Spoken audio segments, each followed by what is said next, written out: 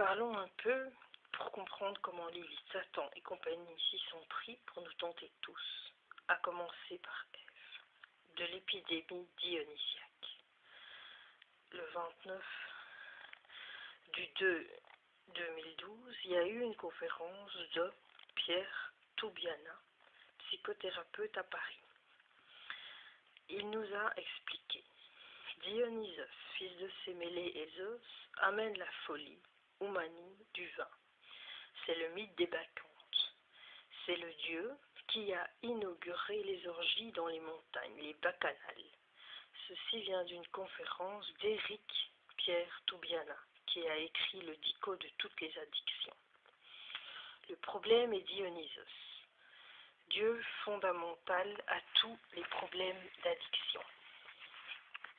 Donc, selon Éric Toubiana. En 1970-80, il y avait très peu de problèmes de toxicomanie. On ne voulait pas en entendre parler dans le champ psychiatrique. Maintenant, le problème de la toxicomanie est présent et ça a lieu de façon exponentielle, c'est-à-dire qui augmente vite. La pharmacologie a tendance à devenir un toxicologue. Pandémie des comportements toxiques, avec la mutation du corps politique contemporain. Mais à propos des assuétudes, on en parlera plus loin. Revenons d'abord à l'arme qu'est le sexe, que les Illuminati utilisent de tant de façons. Dans le péché originel, le premier péché, ils ont corrompu Ève par la déficience de sa logique. Ève est de sexe féminin. La Sophia de Jésus-Christ, voire par imbued, I-M-B-U-E-D, dans les évangiles apocryphes, et vous pourrez donc c'est une imbued, c'est une chaîne de YouTube. Revenons pour mieux comprendre à la notion d'ange déchu. C'est un ange exilé ou banni du paradis, en punition de sa rébellion, donc qui a désobéi contre Dieu. Cette notion d'ange déchu provient de la première section du livre d'Enoch, texte considéré comme apocryphe rejeté par l'Église. Selon cet écrit, la chute des anges aurait été provoquée par leur envie de procréer. Ils sont ici clairement de sexe masculin.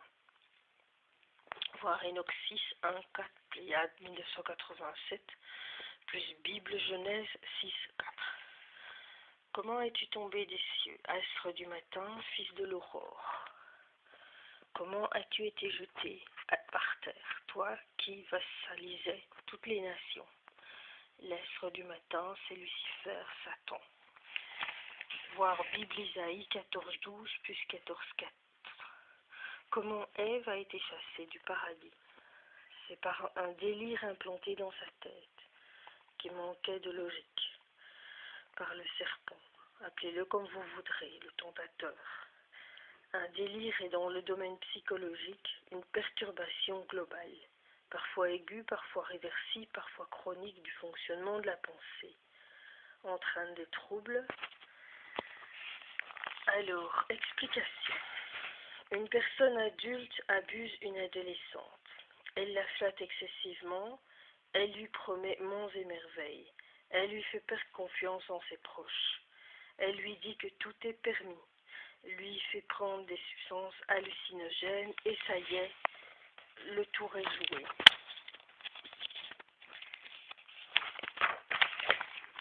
L'adolescente rentre dans un délire qui peut devenir de plus en plus profond.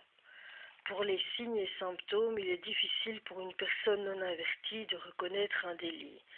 Sont de 3 types, lent, moyen, en un mois, rapide, suite à un stress psychique important. Les thèmes les plus répandus, celui de filiation, se croire fils de quelqu'un d'illustre, l'hypochondriaque, maladie imaginaire, jalousie, se croire délaissé. D'après Wikipédia, il est important de consulter un psychiatre pour diagnostiquer le type de délire. Et si une bonne partie de psychiatres étaient eux-mêmes de grands malades? Parlons un peu de libido. Une personne dont la sex drive, donc la libido, est pervertie et mal conduite, donc bad sex drive, depuis le début, peut-elle avoir une vie harmonieuse, sachant que la libido joue sur tous les plans de notre vie, en partant de l'intime pour passer par le village, puis tout le social. Si on a des désordres et dysfonctions des désirs, autant sexuels que d'autres, ça agit sur nos hormones, sur le stress. Sans compter toute la dignité qui nous est enlevée. Aux yeux des gens, on devient hystérique, fou, caractériel, borderline.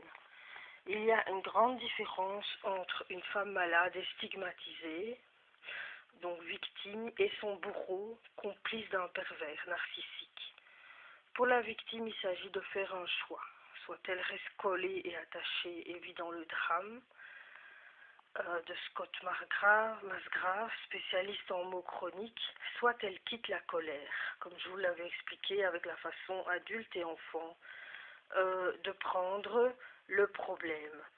Scott Masgrave, que faire pour stopper le cycle de traumatisme? Wellness et performance.com. N-performance. Dès le départ, dans l'art, la littérature, le cinéma, la musique, on a confondu le nom des femmes et leur nature spécifique. Exemple. La Joconde représente en réalité Isis, qui n'est autre que Lilitou, femelle sumérienne ou Lilith. Diverses étymologies sont envisagées. Voir Myriel de Pin, Orsini, Dico, mythe féminin, édition du Rocher, Paris 2002. Une minute. Le sumérien, l'île, le vent. Le sumérien, l'ulti, la lascivité, sexualité libre. L'hébreu la et la nuit, l'hébreu loup, a, gueule. Tandis que Vénus représente Aphrodite, Ève, en peinture. Au cinéma, Lilith est souvent confondue avec Ève, et dans l'imaginaire de beaucoup de gens aussi peut-être. Par exemple, les films où des nymphomanes représentent Lilith. Robert Hossein. De nouveau, dans la sexualité, qui sont les victimes, qui sont les bourreaux? S'il est certain que beaucoup de victimes de pédophiles viennent bourreaux à leur tour, qui a commencé? Et là, on en vient à l'inversion des rôles que ces anges déchus nous font depuis si longtemps endurer. Je m'explique. Ce sont eux les géants, les organisateurs de sabbat, de bacchanal, les grands faiseurs de magie noire et de messes noires, qui ont mis au point toute cette détresse sexuelle. Après, bien sûr, ils ont fait des victimes, et la boîte de Pandore était ouverte à la perversité. Mais ce sont bel et bien eux qui ont tout manigancé. Des sources, en voici quelques-unes bien solides. Documentaire Arte sur la magie noire. Le livre d'Enoch et les géants, extrait de la Genèse.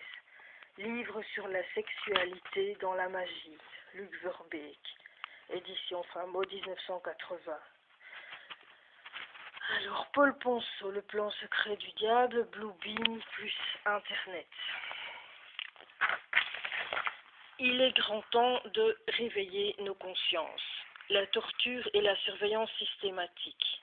La torture. Pas besoin d'expliquer ce que c'est. Elle peut être terrible pour que la personne en arrive à préférer mourir que de l'endurer. Et dans cette société, elle est bien plus réelle et omniprésente. Prenons un simple exemple. Thomas Drake, ex-officier supérieur de la NASA, écœuré, il parle. Mais son supérieur le met en garde, ne pose plus de questions. Après ça, en 2006, il est accusé de haute trahison et risque la prison à vie. Mais faute de preuves, les charges sont abandonnées.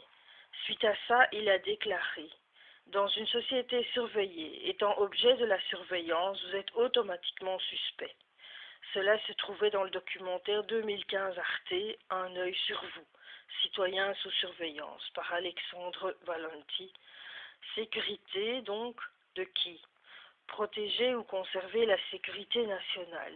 Beaucoup de gens ont voulu éveiller les jeunes générations à l'importance de la vie privée. Une initiative européenne était en route pour arrêter de tout surveiller avant le 11 septembre 2001. Mais le 11 septembre a fait en sorte que cette initiative échoue. Ils nous manipulent au nom de quoi? De la sécurité, laissez-moi rire, appel à l'émotionnel, implantation d'idées, de comportements, le mensonge et les maladies mentales. Nous parlerons de ça la fois prochaine, ainsi que du MK Ultra. Merci d'avoir écouté, à bientôt.